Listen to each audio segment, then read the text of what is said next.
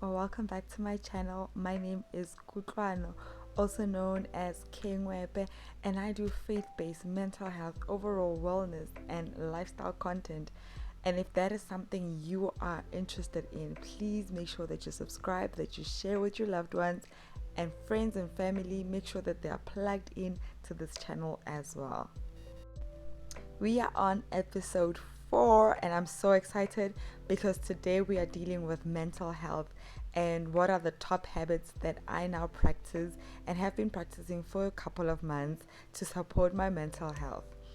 Now, coming into this journey of life rebuild, life reset, my mental health wasn't in the best shapes, or let me just say that I was neglecting my mental health. I was just focused on everything that I still need to achieve, everything that I'm working towards, and I needed to take a step back and really focus on my mental health.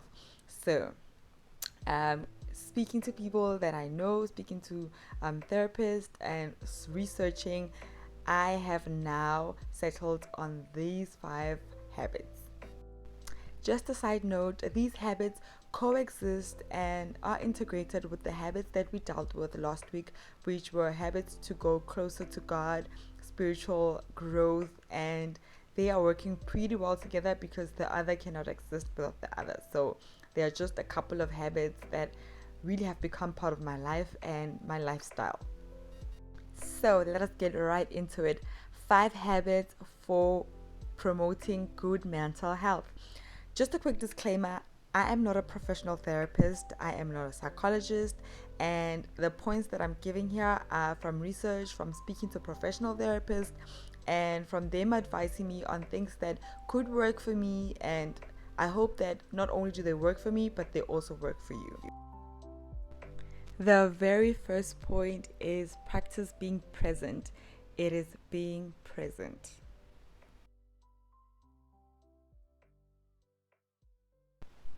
It is a skill to know how to live in the now.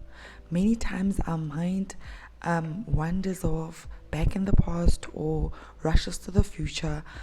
And in doing so, we also think of stuff we should have done, should have achieved by now, or what we could have done right in the past that might work better for us or put us in a better position.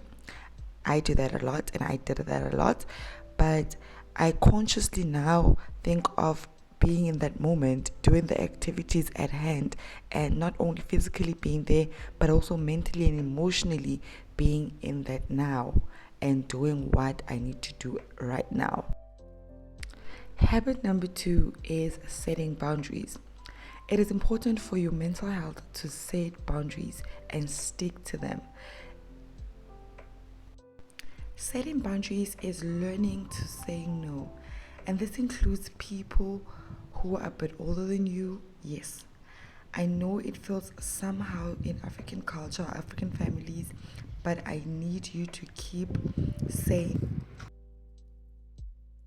to be that person, I need to say no to certain things, and that includes anything that I feel like I might not be able to fulfill. I might disappoint someone, and yes, it includes the elders. So if I can do that thing, I will gladly do it with a cheerful heart.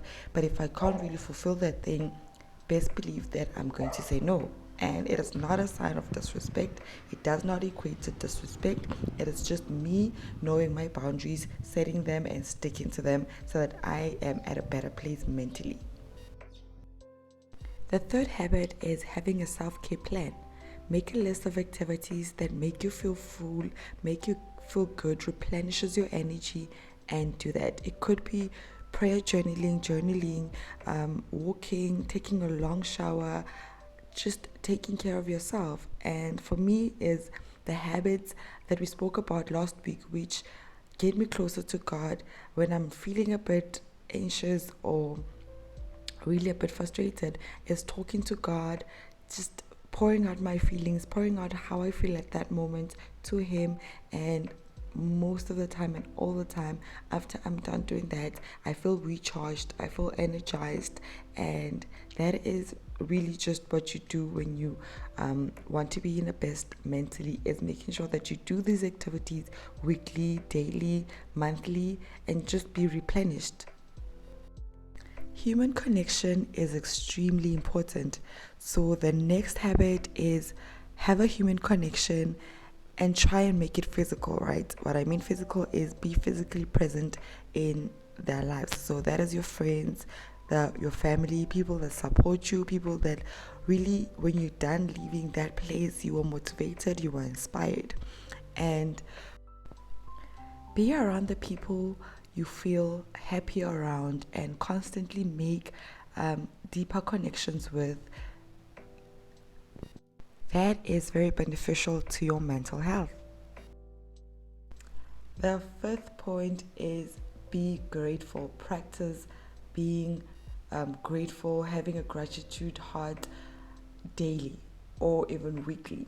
Learning to appreciate what you have versus what I currently don't have has become so beneficial to my mental health and has really shifted my perspective about life and about the future, because I now see what I do have now, what I'm blessed with now, and really look forward to, if God can do this for me now, how much more later, because the Bible says he will do exceedingly abundantly above what we even hope for or imagine. So if I can be grateful and appreciate right now, it is me actually opening up for more blessings, more opportunities, and I do that by journaling. So I have a grateful a session where I just pour out my gratitude, pour out how I feel, and appreciate what I do have, and appreciate my family, appreciate everything else, every blessing that I do have.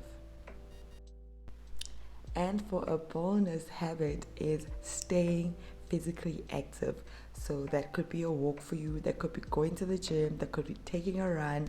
It doesn't really have to be extreme, but just being a busybody, moving around, that could be very helpful, because science says it releases happy hormones, and if that releases happy hormones, you sure bet that you will be a happier person for that after that walk. Not only is that good for your mental health, but also for your physical body. So get moving. I would like to hear from you what you are actively doing, what has been working for you, and what you are now going to focus more on as we journey into this life reset, a happier self, rebuilding ourselves. And I can't wait to read your comments and learn from you as well. See you in the next one. Thank you so much for plugging. Please make sure that you subscribe, that you like, and you share with your loved ones, your friends, your family. Make sure that they're plugged as well. See you in the next one. Bye.